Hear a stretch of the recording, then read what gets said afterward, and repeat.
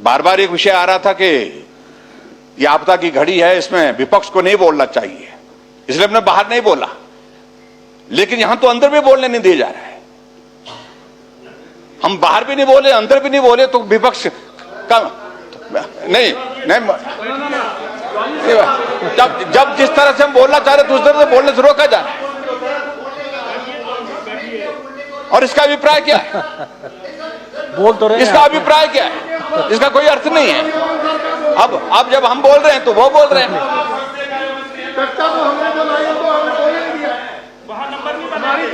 इसलिए अध्यक्ष महोदय, please please please please please, और इसलिए अध्यक्ष महोदय, मेरा विनम्र निवेदन है आपसे, भावनाएं हैं, भावनाएं, मेरा विनम्र निवेदन है आपसे, इस चर्चा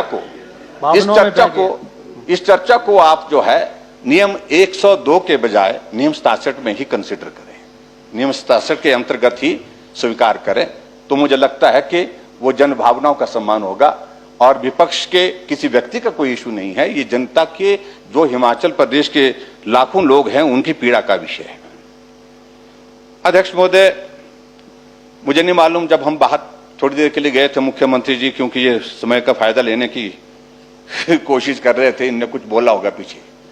प्रस्ताव की तो 2 लाइनें हैं, लेकिन असल में जो लाइनें इनने हमारे पीछे बोली है उसको पढ़ेंगे हम, जरा देखेंगे रिकॉर्ड से निकाल करके क्या बोला नहीं, लेकिन फिर भी उसके बावजूद हमें विश्वास नहीं होता, हम देख लेंगे उसको। लेकिन अध्यक्ष महोदय, हमारे खिलाफ बोलने के लिए है ही कुछ? ये आपदा का दौर है, इस बात को हमको स्वीकार करना होगा।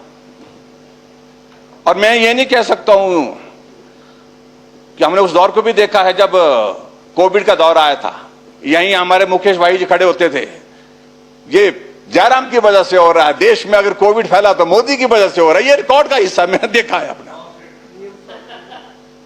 ऐसे ऐसे बोला हुआ है। और मैं नहीं बोल रहा हूं कि ये मुख्यमंत्री जी की वजह से हुआ है, आपदा तो आपदा है, ये किसी के हाथ में नहीं, किसी के बस में नहीं है। लेकिन स्वाभाविक रूप से इसमें बहुत सारा ऐसा पोर्शन ऐसा है इस आपदा के दौरान जो हमने देखा जो प्राकृतिक है, लेकिन बहुत सारा पोर्शन ऐसा भी, बहुत सारा ऐसा भी है जो मैन मेड है। इस बात को भी हमको स्वीकार करना, कोताही हुई है और आज से नहीं, कई वर्षों से हो रही थी। और एक संदेश प्रकृति ने दिया है, संभल जाओ, सुधर जाओ, अभी भी वक्त है। यह संदेश प्रकृति का बड़ा साफ और स्पष्ट है, इस बात को भी हमको समझने की आवश्यकता है। और अध्यक्ष महोदय, और अब की बार जो हमने देखा कि मौसम इस प्रकार से बदल गया, सर्दी के मौसम के बाद गर्मी आती थी, गर्मी के बाद फिर बरसात आती थी, गर्मी का मौसम ही नहीं इस बार आया, सर्दी के बाद सीधे बरसात एक तरह की शुरू हो गई। और इसलिए मॉनसून का स्पैन जो है कंपैरेटिवली हम देख रहे हैं कि बहुत लंबा रहा। और अभी भी हम आज भी सुबह उठ रहे थे तो बारिश हो रही थी। मेरा कहने का अभिप्राय है कि ऐसा लगता है कि अभी भी हम इस बात को कहें कि अब मॉनसून समाप्त हो गया, ऐसी स्थिति नहीं आ पाई है। इसलिए अभी भी हमको जो है वो सचेत रहने की आवश्यकता है।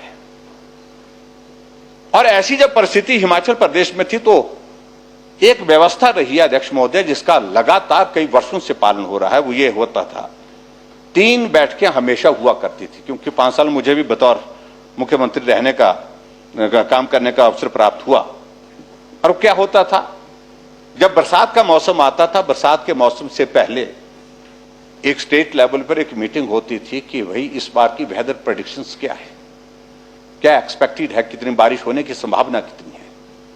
और इसलिए सारे डिपार्टमेंट को, जिसमें सारे प्रमुख अधिकारी भी रहते थे, उसमें बैठ करके चर्चा करते थे और अलर्ट करते थे एडमिनिस्ट्रेशन को।